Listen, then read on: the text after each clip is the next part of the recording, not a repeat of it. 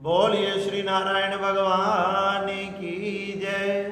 बोलिए श्री बांके बिहारी लाल की जय। आप सभी को श्री कार्तिक मास की हार्दिक शुभकामनाएं। श्री सुत जी महाराज शौनकादिक 88,000 ऋषियों को कार्तिक मास का बड़ा ही सुंदर महात्म सुना रहे थे। जिस महात्म में श्री सुत जी महाराज शौनकादिक 88,000 ऋषियों को कार्तिक मास का तीसरा अध्याय सुनाते हैं। श्री सुत जी महाराज कहने लगे कि सत्यभामा जी ने भगवान श्री कृष्ण से प्रश्न किया कि आपको ये कार्तिक मास तथा एकादशी तिथि इतनी प्रिय क्यों है, यह आपके हृदय के निकट क्यों है। तो भगवान श्री कृष्ण कहने लगे कि सत्यभामा, एक समय की बात है, महाराज वैन के पुत्र राजा पृथु ने भी ऐसा ही प्रश्न श्री नारद जी से किया। नारद जी जब एक बार उनके महलों में पधारे तो राजा पृथु ने भी यही प्रश्न किया कि कार्तिक मास तथा एकादशी इतने विशेष क्यों हैं, इनका क्या कारण है।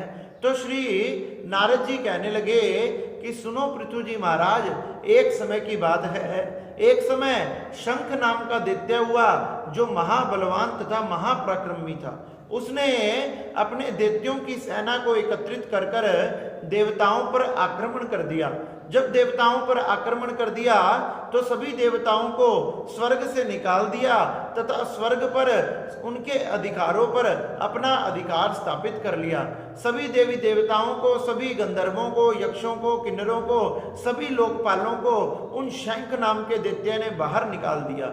शंख स्वर्ग पर अपना राज स्थापित कर लिया तथा स्वर्ग में रहने लगा तथा सभी देवी देवता उसके डर के मारे सुमेरु पर्वत में जाकर छिप गए।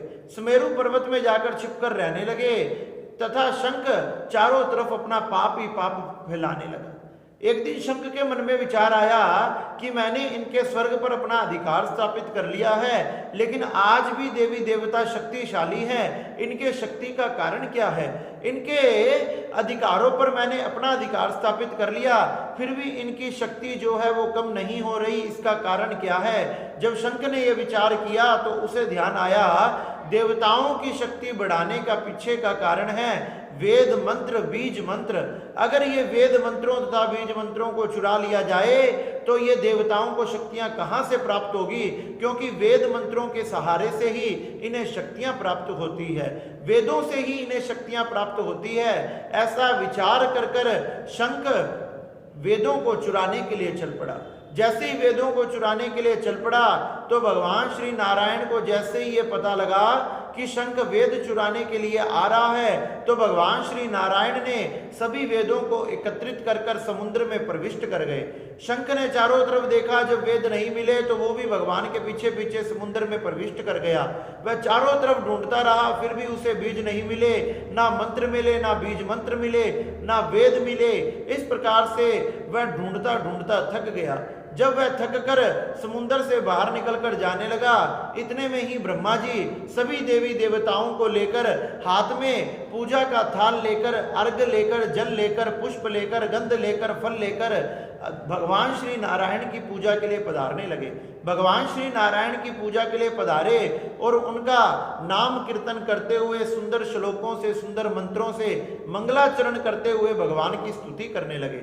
इस प्रकार जब भगवान की स्तुति कर रहे थे, शयन करते हुए भगवान की निद्रा भंग हो गई तथा जैसे ही भगवान की नेत्र खुले, आंखें खुली, भगवान ने देखा कि सभी देवी देवता मेरी स्तुति कर रहे हैं। इससे भगवान अत्यंत प्रसन्न हो गए। भगवान कहने लगे कि तुमने मेरी इतनी सुंदर स्तुति की है, तुम सबका कल्याण होगा, तुम सबकी मनोकामना पूरी होगी। जिस प्रकार से सुंदर थाल सजाकर, पुष्प सजाकर, फल सजाकर, गंध अक्षत आदि सजाकर, जल अर्घ आदि लेकर तुम मेरे लिए आए हो, यही वस्तुएं करोड़ों गुना फल तुम्हें प्रदान करेगी तथा जिससे तुम्हारा कल्याण होगा। जो आश्विन मास के शुक्ल पक्ष की एकादशी से इस एकादशी तक, देव उठनी एकादशी तक ब्रह्म मुहूर्त में उठकर स्नान करेगा, मेरी पूजा करेगा, उसकी सभी प्रकार की मनोकामनाएं पूरी होगी, उसके सभी संकटों तथा कष्टों से मैं उसकी रक्षा करूंगा तथा धन के राजा कुबेर को कहकर उसके घर पर धन की वर्षा करूंगा, उसके पाकशाला में अन्नपूर्णा को कहकर अन्न की कृपा करूंगा, उसके यहाँ किसी चीज की कोई कमी नहीं रहेगी जो इस ब्रह्म मुहूर्त में उठकर मेरी पूजा करेगा। आप सभी क्यों आए हो? कहने लगे शंख नाम के दैत्य का चारों तरफ बड़ा ही पाप फैल रहा है, उन्होंने मुझे तथा सभी देवी देवताओं को अपने अपने स्थानों से निकाल दिया। हे नारायण भगवान, आप कुछ करें, वो वेदों को चुरा ले गया है। भगवान श्री नारायण कहने लगे वो वेदों को चुराकर कहीं भी नहीं ले गया, वेद बीज मंत्र आदि यहीं समुद्र में है। आप ऐसा करो, मैं उस शंख नाम के दैत्यों को मारने के लिए जाता हूं, आप सभी ऋषि मुनि आदि मिलकर इन समुद्र में उन वेदों को ढूंढना, शास्त्रों को ढूंढना प्रारंभ करो।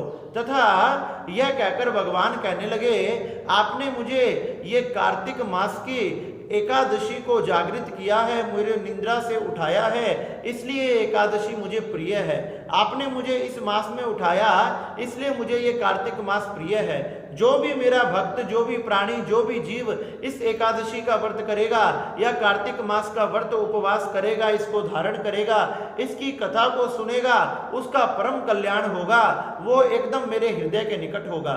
जिस प्रकार से हे सत्यभामा तुम मुझे प्राणों से प्यारी हो, उसी प्रकार से मुझे एकादशी तथा कार्तिक मास प्यारा है। इसलिए इस एकादशी पर मुझे जागृत किया गया, इस मास में मुझे जागृत किया गया, इसलिए ये एकादशी तथा ये मास बड़ा ही विशेष है, जो सभी भक्तों की मनोकामनाओं को पूर्ण करता है।